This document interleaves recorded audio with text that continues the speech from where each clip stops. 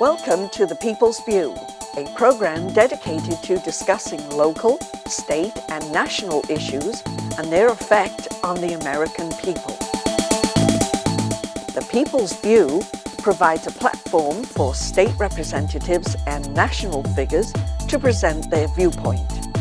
Whether it's social, economic, or financial topics, you'll hear it on The People's View.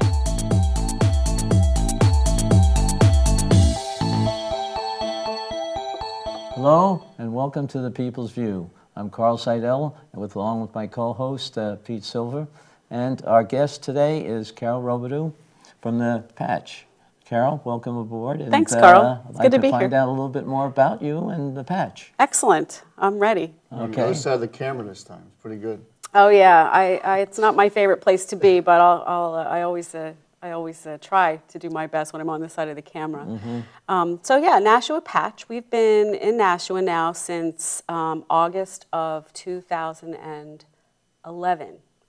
Wow. So we're moving up on 2 years, and we're just about 2 years in New Hampshire now. We have 12 patch sites here in New Hampshire.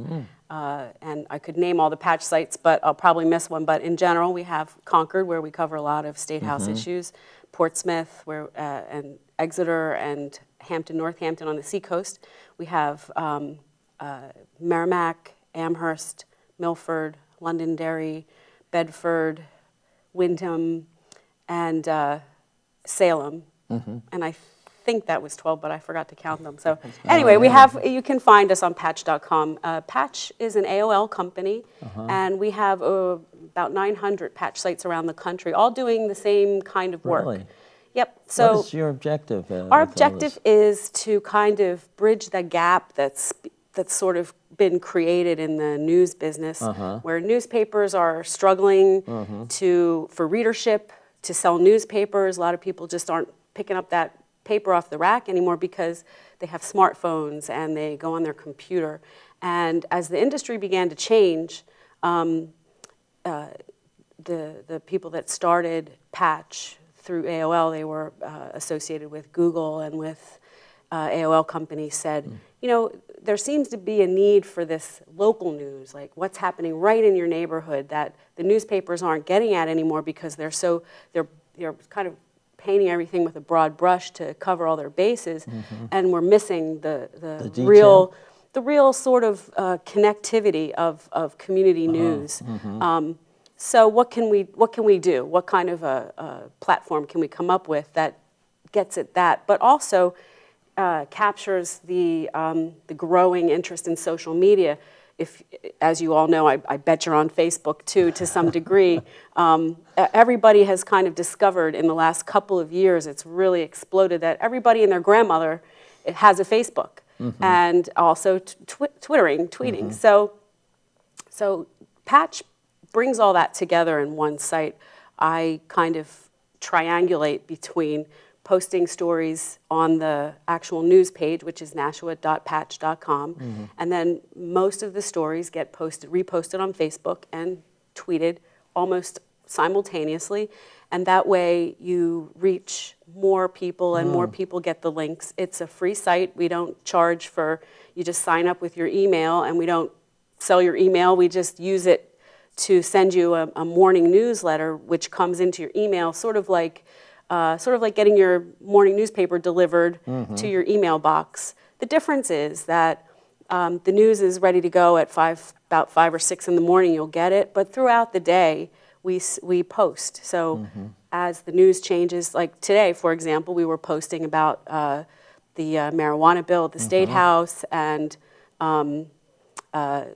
other things that were happening as they happen. If the police have press releases they send out, we post them right away. So people can check back at the site to see what's going on throughout the day. They can check their Facebook page. They'll usually see a story there. They can share the story with other people if they think it's relevant. Sometimes we have lost dogs, lost people. Sometimes we have water main breaks, accidents, road closures, and I can put all that out there with a lot of immediacy. And so that's one of the things that people seem to love the most. At about 6:30 or 7 in the morning, I'll be tweeting Find out where the back truck up at is. exit 8, seek alternate routes, go get a coffee, whatever. And I try to keep it light. I try to, be conversational. AOL and Patch encourage us to be very transparent about who we are as editors.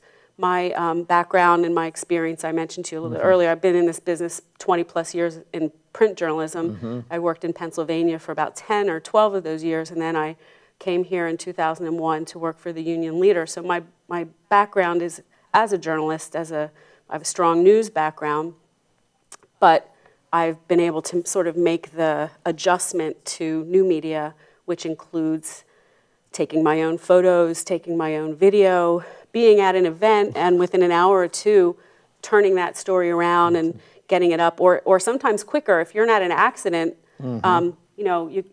actually a good example, and I hope the fire chief forgives me for bringing it up because he scolded me at the the Wild Irish Breakfast for writing about it, but when the malfunction of the fire truck recently, the front tire sort of gave way. It didn't fall off, as I said in the story, but it buckled under the truck. And I happened to be right there, so I pulled up, took a few pictures, quick video, sat in the parking lot of the fire department, posted it immediately on the internet, and it was up, and it had hundreds of views, Really? quickly. And people were interested in that story because you don't see it every day. It's kind of an interesting.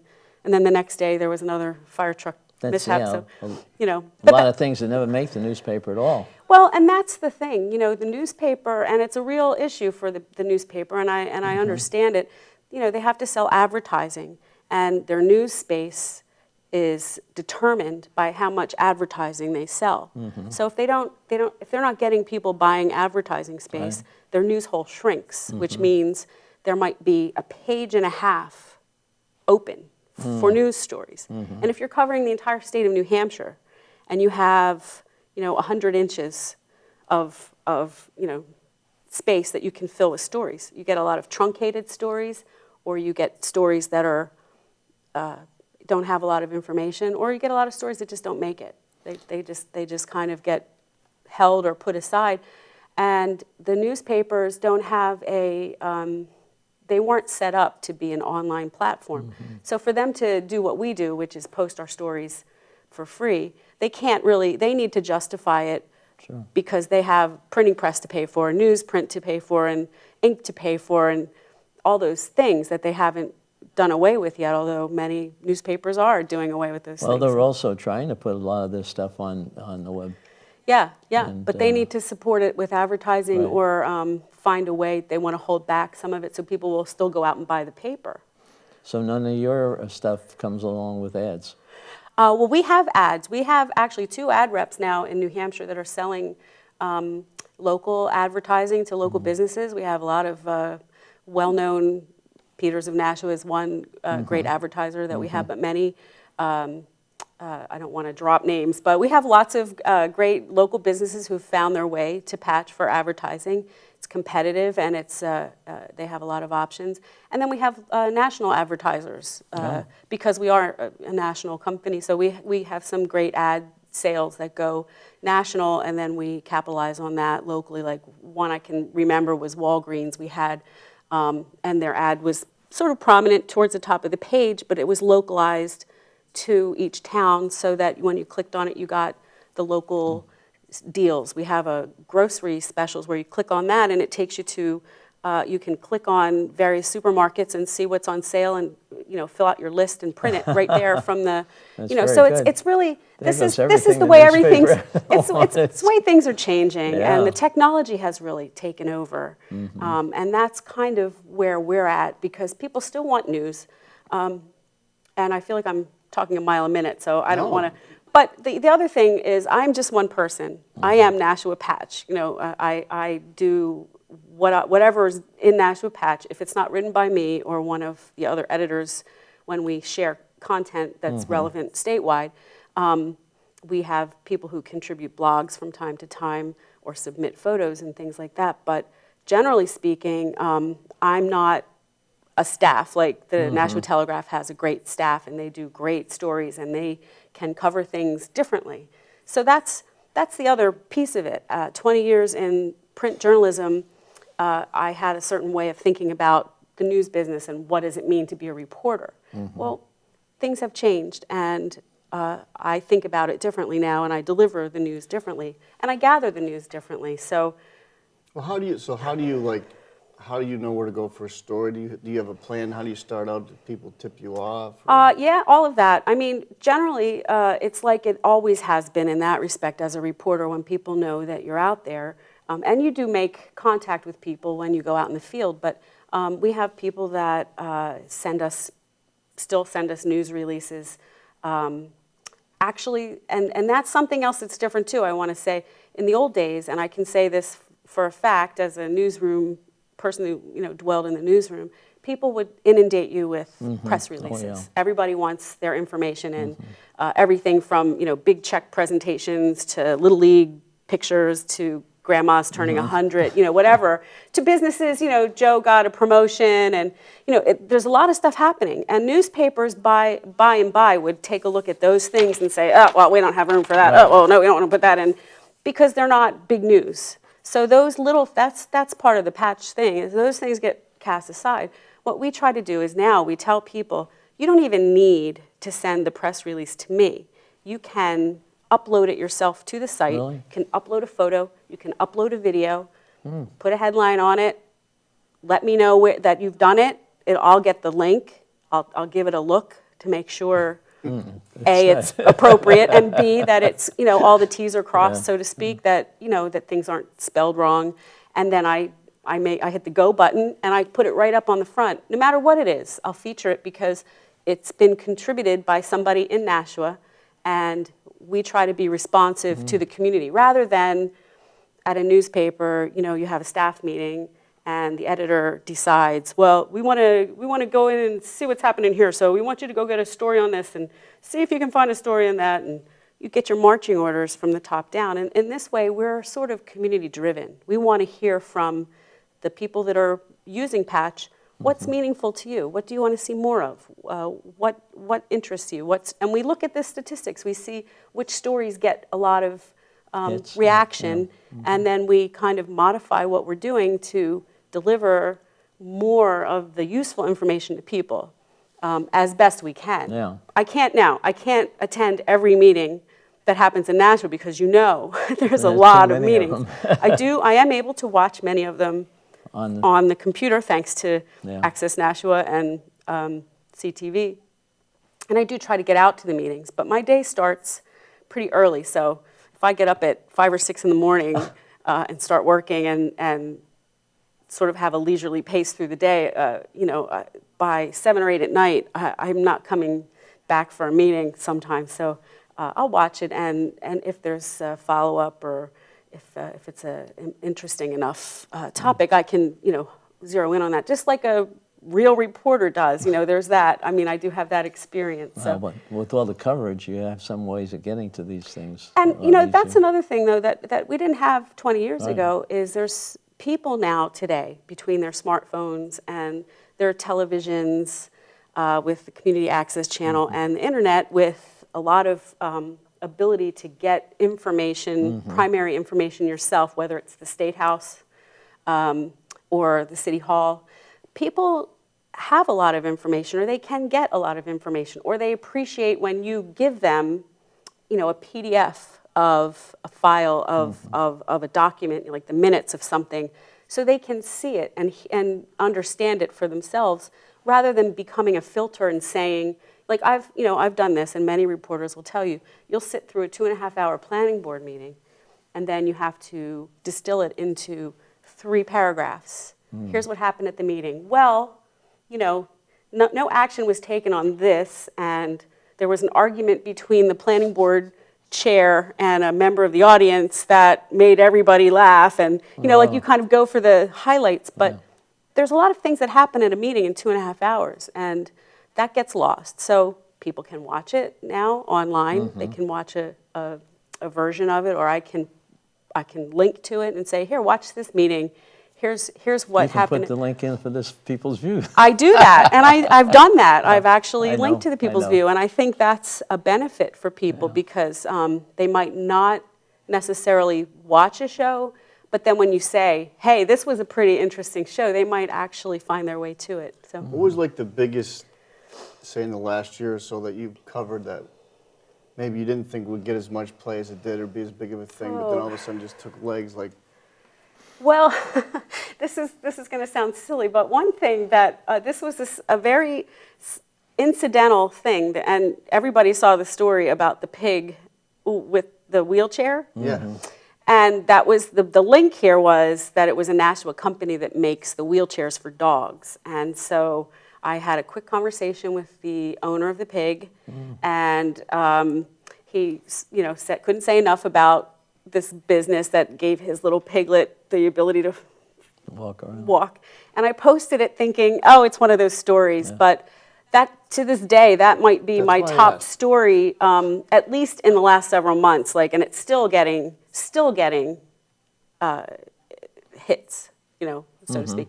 Another one, not surprisingly, that continues to get traction and has gotten lots of hits was the Stacey Lawton issue. When all of that was happening, that was huge because it took on sort of national attention because of being a first kind of, first transgender. Whenever you start using things like the first of anything, or transgender, which is, people are like, well, what's that? Exactly.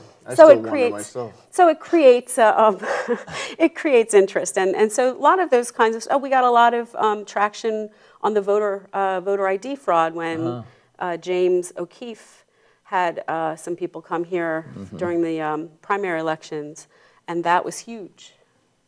People from all around the country were clicking on that. Speaking of the election, because I remember seeing that night at Ward 8, did you get a sense going through the city of what was happening? Could you tell, or was it? No, actually, I can never tell. It's funny. You think you can at elections in a way, but you really don't know until the polls close, and then all of a sudden the numbers come, and then you get the sense of it. It's hard to get a sense because, honestly, because both camps are full of energy, very energized, and nobody tips you off, that You didn't see anything unusual about the number of people who are registering? Well, that's actually, yes. I mean, that was an unusual number, and it's funny you should mention that because we just had a story 2 days ago on Concord Patch, or 2 days ago, that there's a big investigation being launched into a lot of, this time people could vote without having their ID or their, but they had to fill out a card, and then they had up until a certain date to return it, and they're finding that a lot of those aren't being returned. So we're following up on that patch-wide, and I've reached out to Paul Bergeron, who got back with me today with some numbers, and we're going to work on a follow-up story to that. Just in the Nashua, because it's being done at the whole state. Yeah, no, I'm working with him on Nashua. Okay. So you'll end up having a whole state study when it's done. Yeah. Well, we have yes, because we're all the 12 patches are looking at it, but Nashua especially because we had the largest number, I think, of over new registrants. Yeah. And 15% of the whole vote is exceptional. Yeah. That's something that I think really right there shows you need a voter ID situation, because people that register the last day, there's no reason why most of them couldn't have registered early. Yeah, I think, I already mentioned I'm not from here. I came from Pennsylvania. So as an outsider 12 years later, one thing you get a sense of pretty quickly is that there's the New Hampshire's motto, live free or die, means a lot of different things to a lot of different people, but very much on both sides of that issue, you can see that people are very passionate about protecting the rights of people on the one hand, while not being overbearing about it from a governmental standpoint. But then you have to talk about common sense, or how to eliminate certain problems that obviously, if this turns into a situation where we have some races that maybe went the other way. I don't know. There has to be some common sense. That's the thing that's usually missing when anything happens. Where it's a heated debate over something. And voter ID, I don't know. I think I think that's where we do have to come to some common ground on that and come up with something sensible that works for everybody. I think everybody should be able to agree in a way that having people vote without ID and then having this happen, 5, 6, 7 months later now we're seeing it. And someone up there in Concord is sitting there, I can see it, with a pile sitting under a mountain of, forms or something, and how long is that going to take to wade through, and how much is that going to cost? So, I mean... I think if they do follow up and do some personal investigation on a few of them and find a significant percentage that are fraudulent, then they have to go into it all. Yeah. I don't know, what do you think? I mean, we go back and forth in the whole thing. I just kind of be a smart aleck, but if you change tomorrow, if I had a magic wand, I always use this analogy, and I could change every single union worker and every single minority to be Republicans, the Democrats would be leading the charge for voter ID right off the bat. So there's something to be said for that. You fight against it, it's really not for protecting people, it's the votes that they get from it. And that's the part that bothers me. In anything else that we do, it's just, like you said, common sense. I don't think you should have to be fingerprinted and have an eye scan, but there's nothing you could do in today's day and age that you don't prove who you are. And that's supposed to be our most sacred thing, is the ability to vote. And people like women being able to vote when it started, and minorities and all that, they fought for all these rights, and now to kind of like water it down, it just doesn't make sense to me. So when they go through the argument on it, it's just, in a way, it's kind of comical to me that you could even consider that you wouldn't do that. And I'll tell you, you probably were there. I go back to the whole thing when we did the veto override. There was not one Democrat that supported. Actually, there was one that he changed in the second vote from Manchester. How could that possibly be? Living in the neighborhoods they live in, even if you're a Democrat, half the people who vote in state elections don't even know, oh, that's my neighbor, I'll vote for him. They don't even know what you are. And even speaking of the Lawton thing, I actually campaigned for Elizabeth, knocking on doors the week before the election, or maybe it was 2. I think it was 2 weekends before. And I'm telling you, there was, and I went to, they call it Little Florida, and I probably physically talked to 25 people. And if there was 2 that even knew there was an election, I thought, because of what you said, it was making national news. It's just amazing how people just really don't pay attention to it. And that's the other thing you have to realize, that there are certain people that are very plugged in to what's happening locally, politically, or happening locally in certain scenes, certain areas of life. But there's also a percentage of people who they haven't been reading the newspapers either. They're just not interested for whatever reason. They have, you could ask them who's the mayor. They might get that right. It's almost like a Jimmy Kimmel moment or something. Can you name the founding fathers or something? But if you ask them, can you name your alderman? Do you know what an alderman is? Do you have, can you name how many? They would say, I don't know. I don't have time for that. A lot of people aren't engaged in that. And so one of the things I hope to do is sometimes not to get so entrenched in what comes across sometimes as inside baseball. If you're following the local politics and you know all the players and you know the issues and it's the same issues year after year after year, that becomes that's people don't follow that. They don't like that. They just want their road to be plowed. They don't want their taxes to go up. They don't really care about the inside stuff that's happening all the time. So you try to find a happy medium in reporting on that to say, here's the issues, here's what's happening, do you want to know more about this, or what can we find out for you? Do you have a question? That's happened to me many times. I've had individuals email me specific questions from, there was a guy driving through my neighborhood last night who knocked over a bunch of trash cans. What was up with that? And I found out it was a guy who got arrested for drunk driving. There's a police tape around the Dunkin' Donuts. What's up with that? And I say, okay, thank you for that. And I find out and tell them. So I mean, that's where I'm as reliant on the community as they are. Sort of, it's like what would you call that? What do they say? we're codependent. I mean, yeah. I look You get forward to feedback from people letting me everybody, know yeah, about sure. things, and then I'll follow up and get the information because I'm able to make those connections as a reporter. So that's the power that I still have as a member of the media. I have access. So if people want to know something, I can make those calls. I can find out and report back to them. Well, you waiting for the next political election? Because I'm sure there's going to be a lot of questions, Yeah. even though it's a local election. Yeah. And it's going to be something the following year, it's going to be even worse. I mean, we saw people coming in with cards telling them what they had to do, you know. They don't even know where to go half of the times to vote. But that's something that I think they needed to get an education. You like to believe that they had some idea what they're voting for, not going in and, oh, that's what I'm supposed to do? Okay, that's it.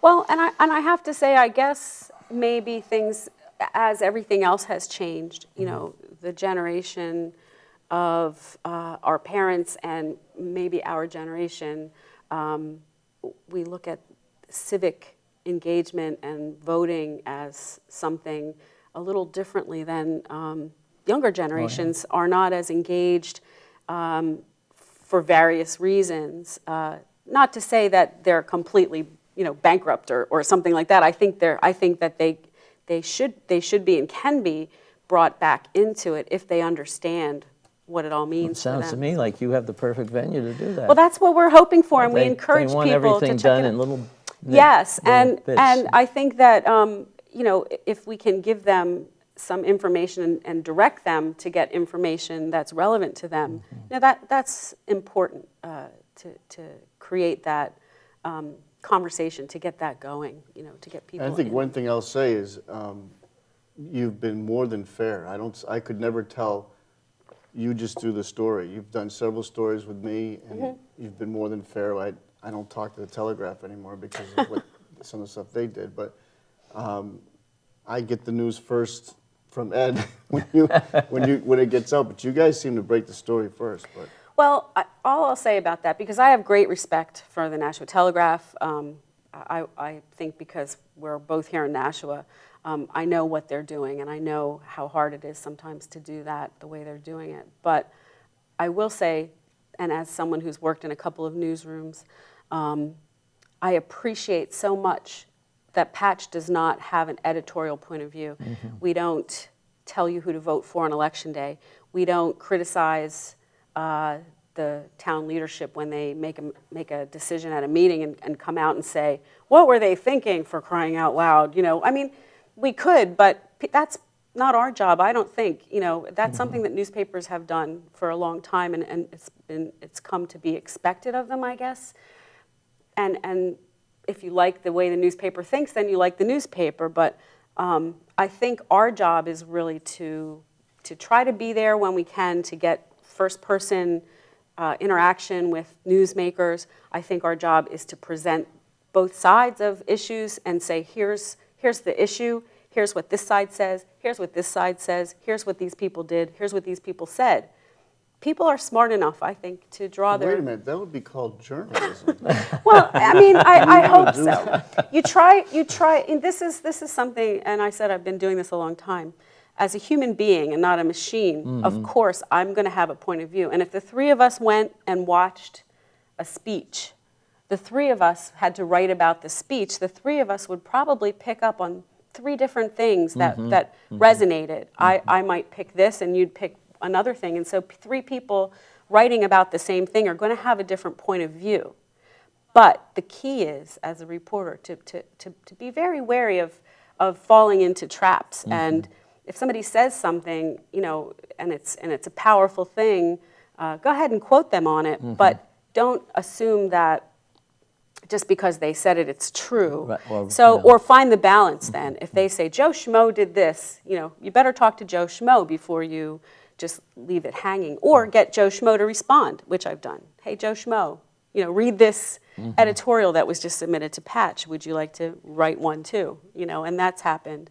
I think that happened with the rail issue. It wasn't Joe Schmo, but it was somebody had written about the rail issue, and I wish I could remember who it was, but I asked Chris Williams, who was supporting the rail to write his counter opinion of it, because this person was saying some things about the decision. Boy, I wish I could remember who it was, but it doesn't matter. I gave that opportunity to Chris Williams. I said, this is coming tomorrow. If you're interested, I'll let you see it and you can respond to it. And he did. And I felt it created a great two-part piece where they both made very salient points on both. There's at least 2 or 3 sides to that issue. But if you just put one out there, it leaves a lot of empty space. That's the part, the whole journalistic thing that's baffled me.